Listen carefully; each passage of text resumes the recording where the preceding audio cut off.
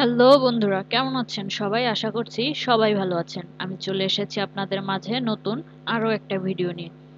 তার আগে বলে নেই, আপনি যদি আমাদের চ্যানেলে নতুন হয়ে থাকেন তাহলে চ্যানেলটিকে সাবস্ক্রাইব করতে একদম ভুলবেন না, আর বাজিয়ে দেবেন পাশে থাকা বেল আইকনটি। এবং যারা সাবস্ক্রাইব করেছেন ইতোমধ্যে তাদেরকে অসংখ্য ধন্যবাদ জানিয়ে শুরু করছি আজকের এই ভিডিও। তো বন্ধুরা, আজকে আমরা কম্পিউটারের একদম সাধারণ একটা বিষয় শিখব, কিন্তু এটির কাজ একদম অসাধারণ। আমাদের হাতে স্মার্টফোন আসার দৌলতে আমরা এই বিষয়টির সাথে ছোট বড় সবাই পরিচিত, কিন্তু কম্পিউটারের ব্যবহার অনেকেই এখনো জানি না। আজকে আমরা শিখব কাট, কপি, পেস্ট, এই তিনটা জিনিস। সাধারণ তিনটা জিনিস, কিন্তু কাজ করবে একদম অসাধারণ। তো বন্ধুরা, চলুন সরাসরি চলে যাই ভিডিওতে। আমি আমার পিসিতে Microsoft office word file open করে রেখেছি। এখানে একটা লেখা লিখে রেখেছি।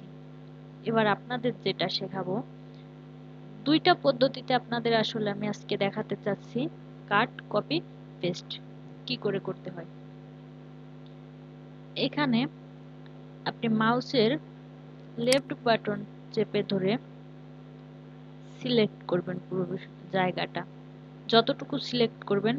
এবার আপনি ছেড়ে দিবেন। এবার হচ্ছে আপনি মাউসের রাইট বাটন ক্লিক করবেন। এখানে দেখুন উপরেই কাট, কপি, পেস্ট তিনটি অপশনই আপনার একদম উপর দিকে চলে আসছে। প্রথম হচ্ছে কাট, তারপর হচ্ছে কপি এবং তারপর পেস্ট। এবার বলি কোনটার কি কাজ। প্রথম হচ্ছে কাট। কাট মানে আপনার পুরো সিলেক্ট করা জায়গাটা একবার কেটে কপি করে রাখবে। মানে আপনার পুরো যে জায়গাটা সিলেক্ট হয়ে আছে এই জায়গাটা কপি করে ভ্যানিশ করে দেবে। এটা হচ্ছে কাট। এবার কপি।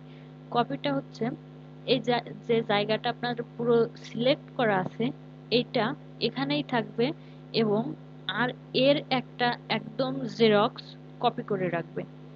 সেটা আপনি আপনার পছন্দ মতো অন্য যে কোনো ডকুমেন্টস বা যে কোনোখানে আপনি ব্যবহার করতে পারবেন। এটা হচ্ছে কপির কাজ। আর পেস্ট, পেস্টের সাথে আমরা সবাই পরিচিত। পেস্ট হচ্ছে আপনার কপি করা বিষয়টি পুনরায় একবার নতুন করে পেস্ট করে দেয়া। এবার আমরা দেখব, প্রথমত আমরা কাটের কাজটাই দেখি। দেখুন, যখনই আমরা কাট প্রেস করেছি পুরো জায়গাটা ভ্যানিশ হয়ে গেছে। এবার আমরা যে লেখাটা আগে ছিল সেটাই আবার আনতে যাচ্ছি। এবার আমরা মাউসের রাইট বাটন ক্লিক করে পেস্ট করে দেব।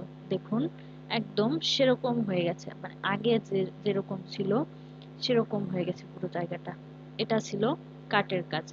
এবার কপি। কপিটা হচ্ছে আমরা প্রথম সিলেক্ট করে নেব, সরি, সিলেক্ট করে নিলাম পুরো জায়গাটা, আবার রাইট বাটন, এবার কপি। দেখুন কপি হয়ে গেছে, কিন্তু আমরা বুঝতে পারছি না।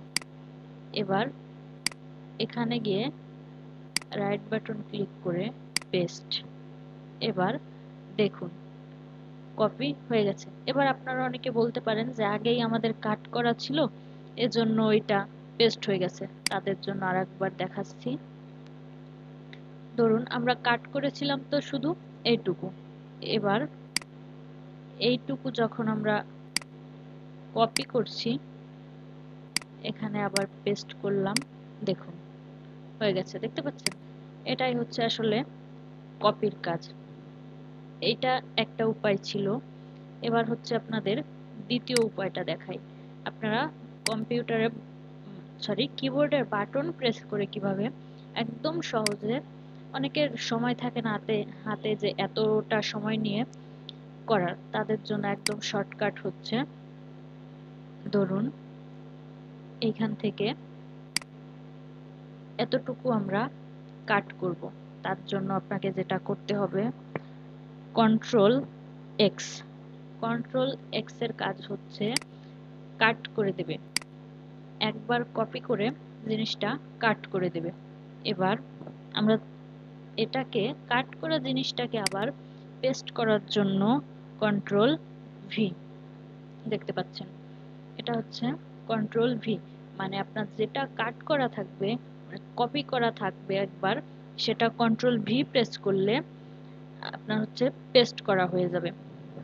এবার কপি, হচ্ছে কপি করবেন যেভাবে কিবোর্ড চেপে, সেটা হচ্ছে কন্ট্রোল সি, কন্ট্রোল সিতে কপি, এবং কন্ট্রোল ভিতে পেস্ট,